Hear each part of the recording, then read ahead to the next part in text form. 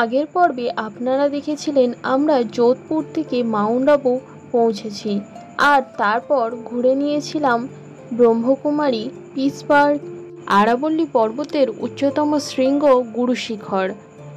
আর দেখে নিয়েছিলাম এমন একটি মন্দির যেখানে মহাদেবের বুড়ো আঙুলের পুজো করা হয়, অচলেশ্বর মহাদেব মন্দির। অচলেশ্বর মহাদেব মন্দির দেখার পর আমরা চলে গিয়েছিলাম বিশ্বের সবচেয়ে সুন্দর সূক্ষ্ম কারুকার্যময় মন্দির, যেটি দিলওয়ারা জৈন টেম্পল নামে পরিচিত। এই দিলওয়ারা মন্দিরটি প্রতিষ্ঠা হয়েছিল একাদশ ও পঞ্চদশ শতকের মধ্যে। এই জৈন মন্দিরটি বিশ্বের সবচেয়ে সুন্দর সূক্ষ্ম কারুকার্যময় মন্দির হিসেবে পরিচিত।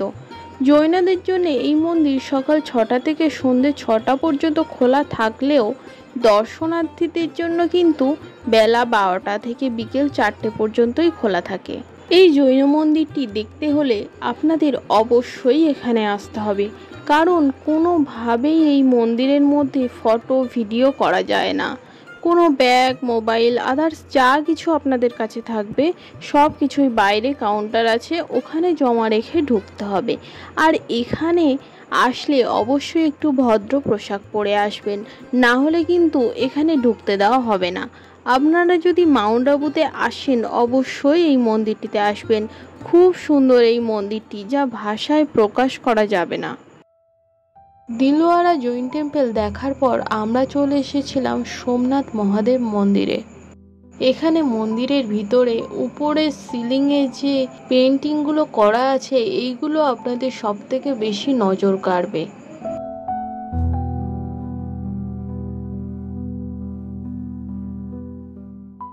আর এখানে 5টি শিবলিঙ্গ রয়েছে।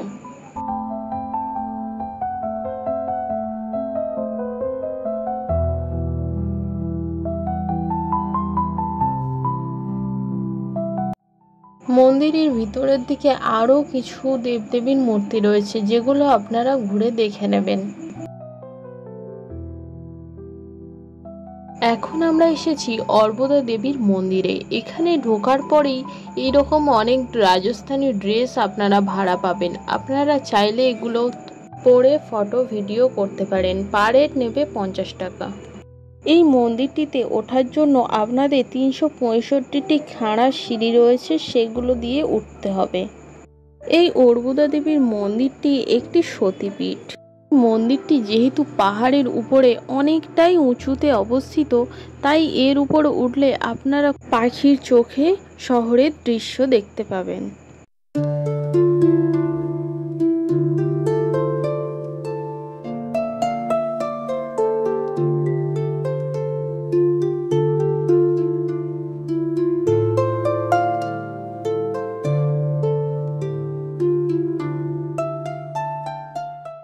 এখানেও মন্দিরের ভিতরে কোনো মোবাইল ব্যাগ নিয়ে ঢুকতে দেওয়া হয় না। এখানে একটি সরু গুহায় হামাগুড়ি দিয়ে মন্দিরের ভিতরে ঢুকতে হয়।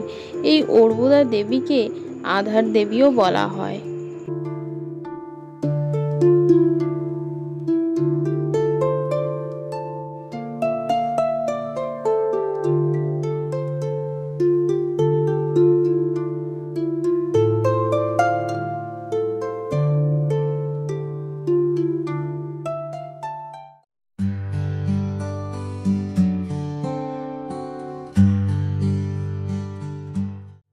(1983 সালে এই ইউনিভার্সাল পিস হলটি নির্মাণ করা হয়েছে। এখানে মেডিটেশন, যোগ এগুলো সাধারণত করা হয়।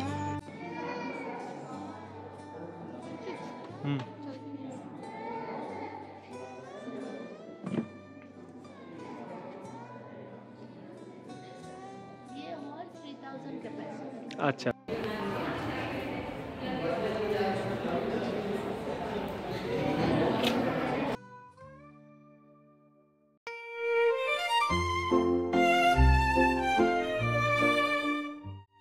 এই যে লেকটি আপনারা এখন দেখছেন এটি হলো নাক্কি লেক। এই লেকটির বিন্যাস আপনাকে অবশ্যই মুগ্ধ করবে।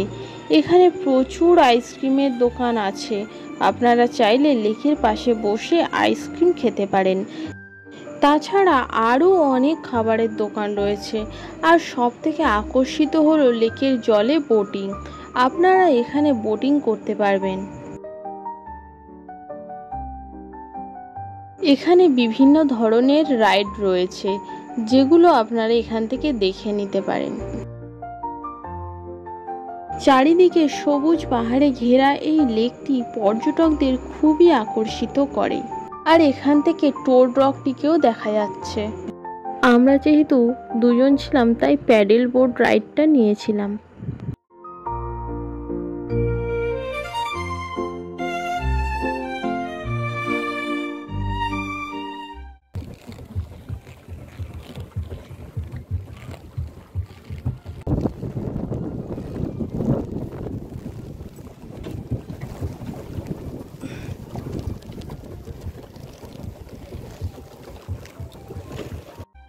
টোড রকে যাওয়ার জন্য লেকের পাশ থেকে পাহাড়ের উপরে এই রাস্তা দিয়েই আপনাদের উঠতে হবে।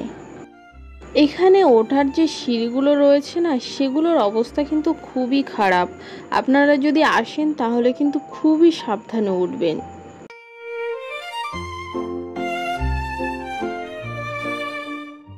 আচ্ছা, এই পাথরটিকে কি সত্যিই ব্যাঙের মতো দেখাচ্ছে? এই পাথরটিকেই টোড রক বলা হয়। এই টোড রকের উপরে উঠলে আপনারা পুরো লেকটাকে উপর থেকে দেখতে পাবেন। আর পুরো মাউন্ট আবু শহরটিকেও এখান থেকে দেখা যায়, যার দৃশ্য খুবই সুন্দর। আর এখান থেকে সূর্যাস্তটাও দারুণ লাগে। লেকের পাশেই রয়েছে সানসেট পয়েন্ট আর এই টোড রক। সানসেট পয়েন্ট নামটা শুনে সবাই বুঝে যায়, সানসেট পয়েন্ট হলো এমন একটি জায়গা যা পর্যটকদের সূর্যাস্তের এক সম্মোহিত দৃশ্য উপলব্ধি করায়।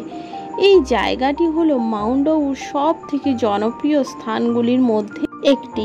এখানে প্রিয় মানুষের পাশে বসে সূর্যাস্তের আবির রাঙা রঙে নিজেদের রাঙিয়ে নিতে নিতে গোধূলির আলো ফিকে হওয়ার সাথে সাথেই মাউন্ট আবু ভ্রমণ আজ আমরা শেষ করে পরবর্তী ভ্রমণ স্থান পিঙ্ক সিটি জয়পুরের উদ্দেশ্যে রওনা হয়েছিলাম। সেই ভিডিও আপনারা পরবর্তী পর্বগুলিতে দেখতে পাবেন। আর ততক্ষণ আপনারা সুস্থ থাকুন। আর ভিডিওটি ভালো লাগলে অবশ্যই সাবস্ক্রাইব করে একটি লাইক করে পাশে থাকবেন।